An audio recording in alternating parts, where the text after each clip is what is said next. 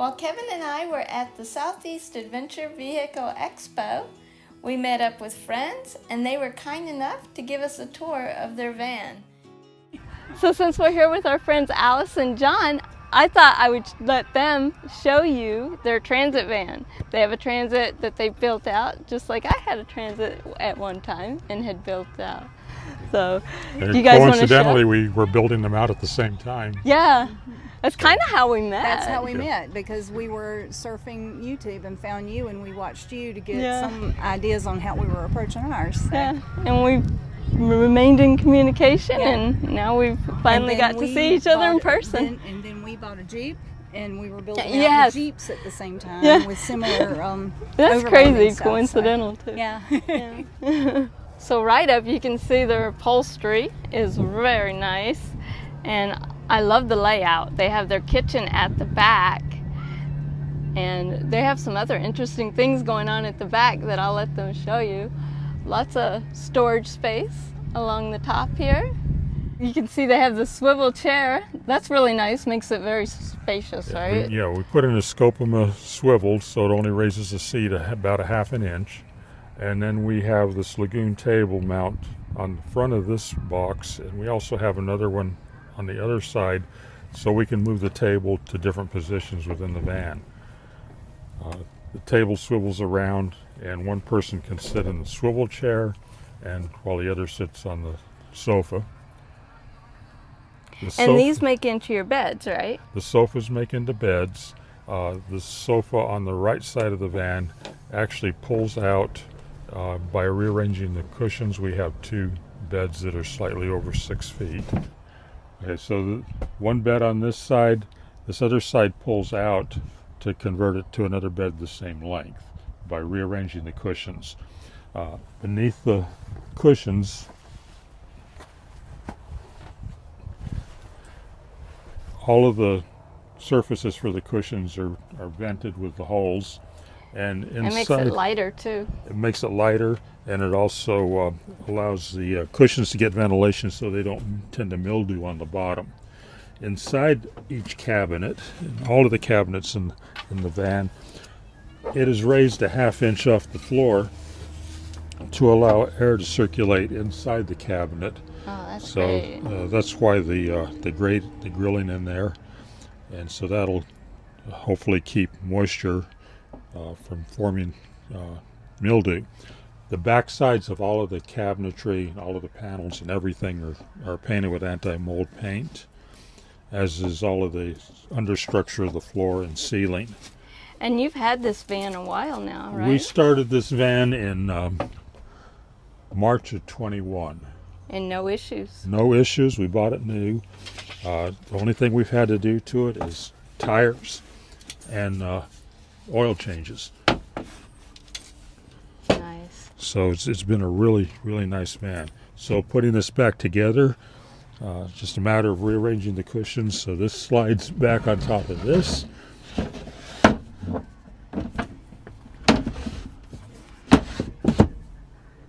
And we have some big thumb screws that hold that in place. This cushion back on here, and it snaps back in place. Pull this one over. And becomes a seat. It looks really comfortable. You could actually have several people sitting in here comfortably. Yes, and we can also rearrange the table. So when we put the table on the other mount, we have a cushion, but we've never used it, that can sit right here, and we can make a U-shaped lounge, but of course no back. Or we could put the table there and sit on either side. The problem we found with that is that it's hard to get into the kitchen if the table's right there. Yeah, it would be. So you guys designed this and came up with the layout yourselves? Yes. So that's great. Yeah, that was the most fun of doing it, was solving the problems. And of course we built it just for our needs. We do not live in it. That's what's so nice about building out your own van. We like to travel, so it's not really, we wouldn't say it's a camping van. It's a van we can get someplace, we can stay at a Walmart if we have to, Of course, I can't stand up because most of the stuff that I need to do, I don't have to stand up anyway. You're pretty tall. This is a mid-roof, right? This is a mid-roof. We've put 2 fans in it. They're manual controlled Air Max fans, or Max Air fans, excuse me. Manually controlled Max Air fans. We get good ventilation. We don't have air conditioning. We've taken it to the desert in the middle of July and August and had no problems at night sleeping.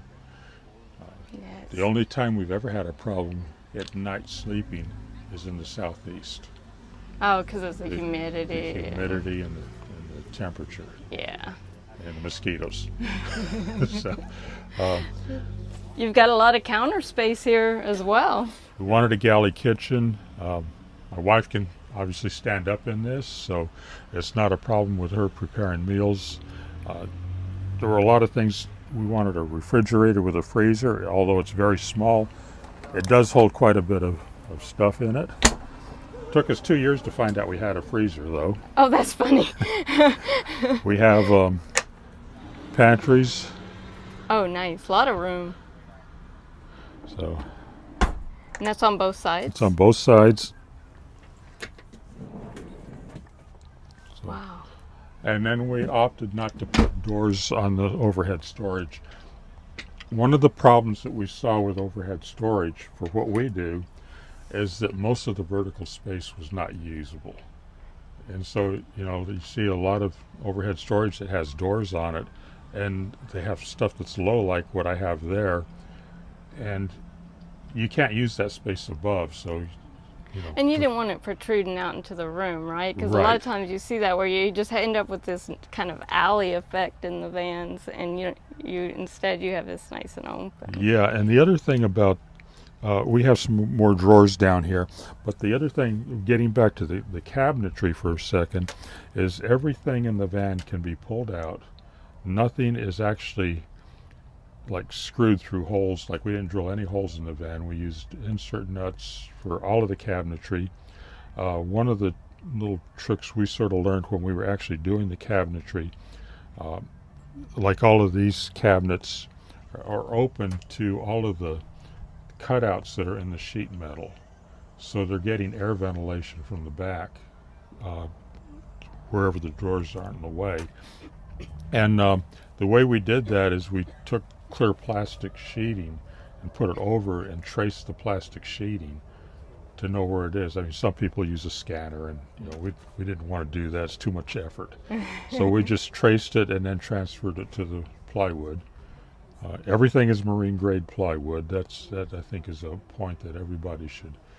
It costs more, but it's going to save you. It's a headache. worth it in the long Yeah. run. Yeah. So wherever you see screws like this, they're going into a strip that's mounted on this. So these are bolted to that, which is actually bolted to the nut inserts. So everything can be removed except for the ceiling. The ceiling would have to be like ripped out. Okay. It's on strips that go across the ceiling that I form bent to, they're like arcs that go across wherever there's a channel in the van. So those arcs bolt to nut inserts, and then all of the ceiling panel is stapled to those runners. So we would have to rip the cosmetic part down, but the part that actually holds it unbolts. So the van can be stripped back, and except for a 3/4 inch hole for one of the drain pipes. We drilled no holes in the van. Now your wiring, is that run up under the channels or something? Wiring is in channels behind all of these panels, or it's accessible, like this panel comes off, and all the wiring from one side to the other is transferred through the top, comes down into the electrical box, which is in here. I'll show you that in a minute. So to get it in here is where we have the water, the gray water tank, and the 200 watt or 100 amp hour, 100 amp hour batteries. And everything is on quick disconnect. The batteries are on a ledge back.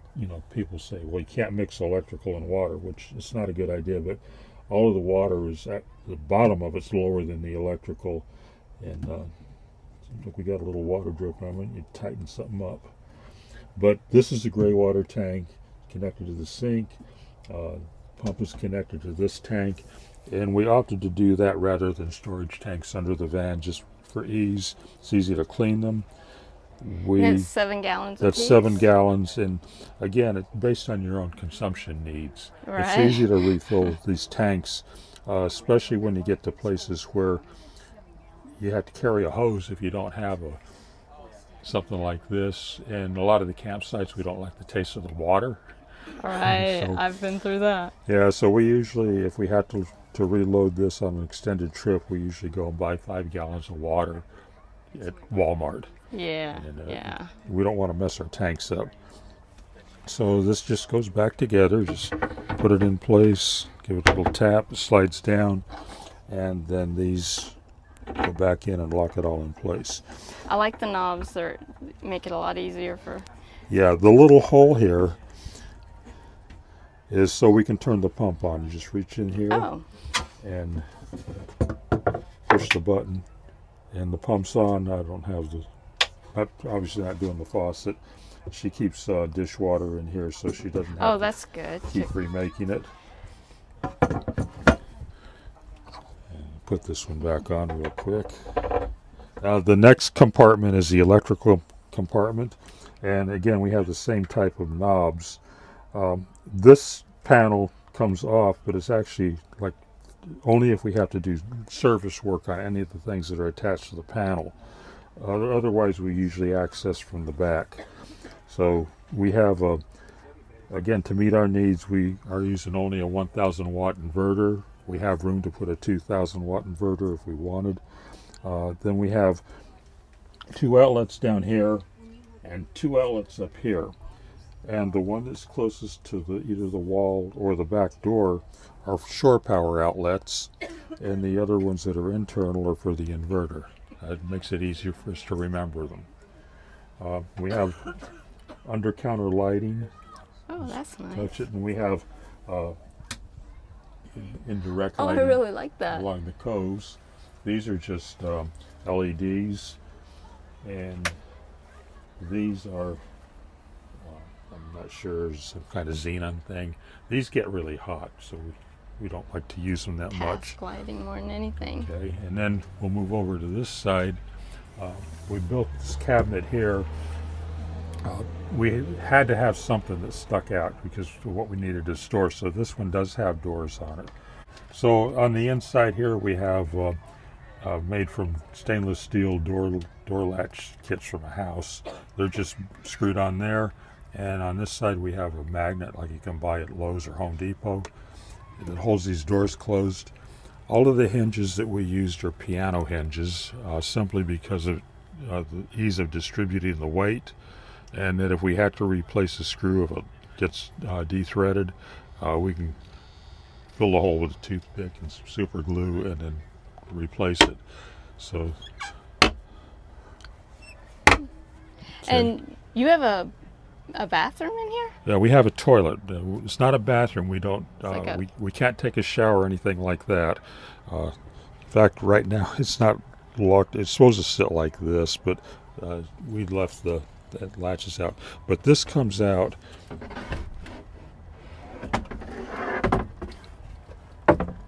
And the same screw thing that holds all the other cabinets holds this to the door, and then you change its position and it screws into this to hold it up. So once this is up, it's held in position by this same thing that locks it down, and it's rests against this little block so it stays rigid.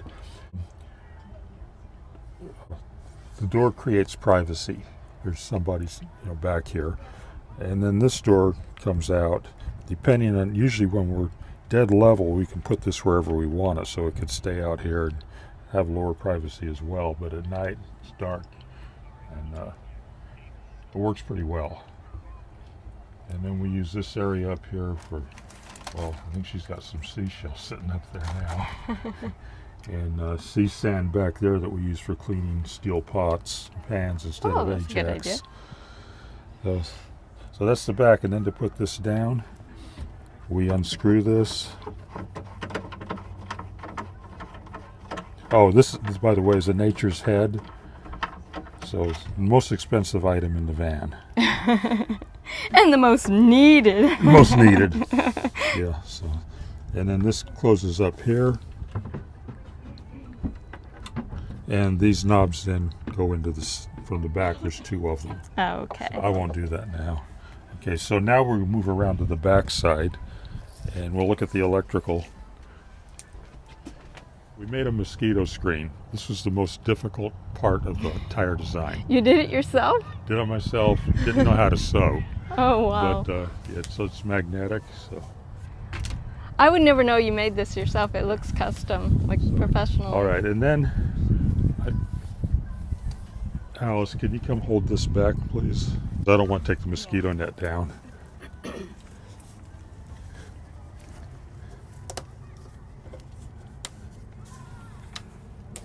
Wow. So this all in snaps. Okay, so within this cabinet is our electrical. These are for quick access because we can get to the solar disconnect and a refrigerator disconnect.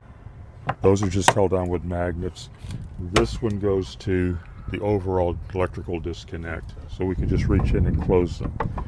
If we need to do service work, we unscrew these. This panel comes off.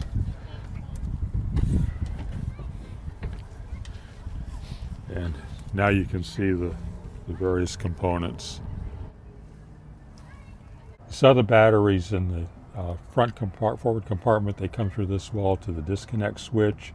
Then everything is connected to this switch breaker box, and there's another breaker down here, a couple breakers, and another breaker box up here. The solar controller is a Victron. It's 150.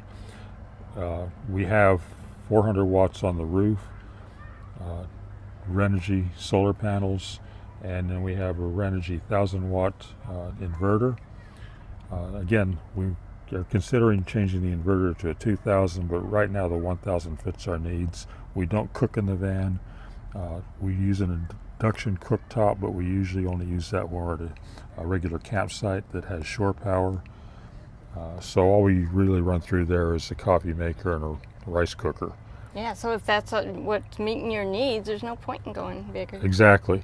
And then the shore power is all connected. We have a couple of things where we have the ability to connect the refrigerator to shore power, so that's what this is running. Okay. And it's also running the two shore power outlets. One is here, and one's up there. They're up there. So we were doing this during COVID, and it was difficult to get parts for anything. I remember that, how difficult. So you might recognize these things. Oh, yeah. They're off of our old refrigerator. Well, Alice was telling me that, yeah. Yeah. So, the refrigerator had the 6mm metrics. So we just put some 6mm nut inserts in there and just attached them. And before we had the mosquito net on here, they were really handy grab bars. I just love how thrifty and creative you guys were finding solutions. And these things it's unbelievable how strong they are. You get them on both sides. Got them on both sides. Yeah. We have another one, but we couldn't figure out a way to get it to work on the side door, and that's why we had a leather strap, because the door mechanism either interfered with us using it, or it just got in the way. The bumpers that stop the door would get it. The other thing is fire extinguishers. You may have noticed another one up front. Yeah. They're for different class fires. Oh, okay. And they're all mounted with a quick disconnect thing here. And you just pull them off, and then you can reconnect them. And I have a rubber bander up there just because of noise. It doesn't impede using it. So we put the panel back on, and the mosquito net then just snaps back in place. And then you can let go of it. And wow, that works well. And that's it. Then on the back we have a ladder. Oh, that's nice. See, I didn't have that on mine. I wished I had. Yeah, there's times we need to clean the solar panels off, especially when the pollen's out. And that's the only thing that we regret buying. We needed a ladder, but we regret it because it rattles. No matter, you can only tighten it so much, and because it doesn't bolt into anything, it torques the door. Oh. And you cannot climb it where the door's open. So in hindsight, we probably should have gone with a side-mounted ladder that was attached to the rack and all welded together. One Well, isn't that piece. the way it always is? You got to just redo things and Yeah, and until it was you find what you like. So, yeah, that's the way it goes. And like I say, we made this for ourselves, and during COVID, and we were looking at a lot of different YouTubers and seeing how people did things. We'd never built a van out before. Both of us have design backgrounds, but all we knew how to do was how to get things to work. We had to figure out how to do it. Well, for the I'm van. impressed. I think it's nice. Thank you. And there's one other thing that we wanted to show you, just for your information. Up here in the front, these things you probably remember doing your van. Oh, yeah. And they're big and they're black things. They're ugly, and they really come further. Like that one, you can see where it stops. It actually came about to where that centerpiece on that wood is. And what I found is that the type of foam, it's almost like a urethane, and the solvents that I would use, like with paint and lacquer, did not eat into it. So I was able to sculpt it using Bondo and cut them off, get them to fit as well as I could, and then paint them. Oh, wow. I would have never thought to do that. So there's a few things, where like it sticks out in front of a panel, where I think it looks good. I could go back and cut it off. And there's some parts we haven't finished, like in the front of this panel. I have the piece halfway made that covers that and that center post and drops it down just to give it a little bit more custom trim. But some of the stuff, when you're using them, you take the van out, you don't have time. If you're out in the van or you're working on it, and it's more important for us to be out than it is to be working on it. Yeah, that's what it's all about. Exactly. The first time we took it out, we had it up to this high, and we didn't have any of the upper in it. And we went all the way out Phoenix area and beyond, and the battery system wasn't working right. Oh. And again, we didn't know. We'd never done one. Well, that's the way to test it. But Get it out, use it. Little piece that goes on top of the battery post is supposed to have a fuse in it. When we bought it, the description made it sound like the fuse was integral to the part, and we couldn't figure out why we weren't getting any battery. And it was because there was no fuse, so the current couldn't go through. Oh, wow. And simple dumb mistakes. Well, they say, when you're building out a van like this, you should kind of use it. Then you kind of have a better idea of what you need and what you want, not only in the equipment, but in the layout. Exactly. And other things we found doing the layout, and anybody that gets a van, you need to sit in the van before you do any sketches or build anything. Just sit in the van just stare at things, take note of things, measure things, because this van is not symmetrical. Oh, no. You look at it and you think, the back door goes down the center. It does, in a sense, from the inside. From the outside, it doesn't. The two back windows are different sizes. There's more space where that toilet is, and that's why the toilet's there, because what I found later is on the passenger van, some type of heater air conditioner goes in that area. And there's a little more cutout. And there are all kinds of channels within this metal back here. There's actually spaces that could be used for storage that were made for speaker cabinets and so forth. But back where the toilet is, there's actually more room. The toilet needs venting. It has a fan with a hose. And instead of drilling through the sidewall, we found that we could go through the channels in the metal and come out underneath the van on the right side and make a vent where there's a rubber grommet. So we simply removed the rubber grommet, modified a panel to go on there, and so that vents through the bottom of the van. Similarly, on the right side, We did the same thing with our shore power because we didn't want to drill holes in the van. So the shore power connection is just a 110 volt, 120 volt. It's not a 30 amp or anything like that. And we just plug in underneath.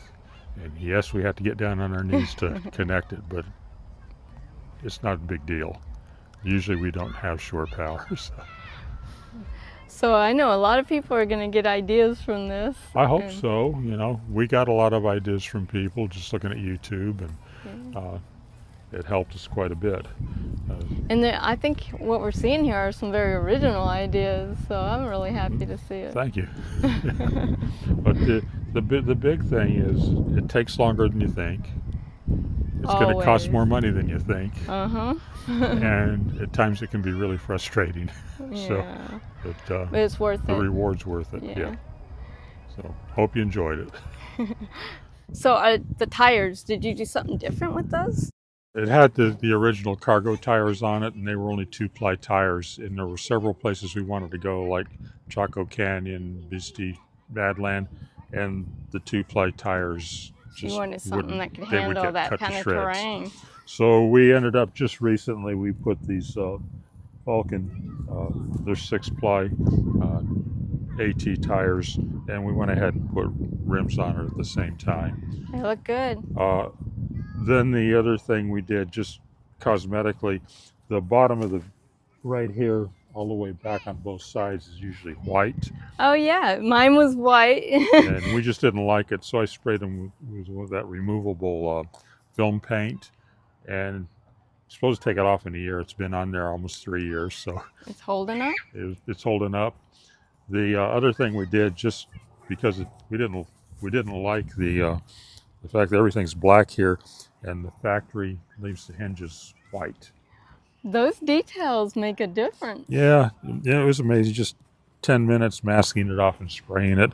A red van has red hinges.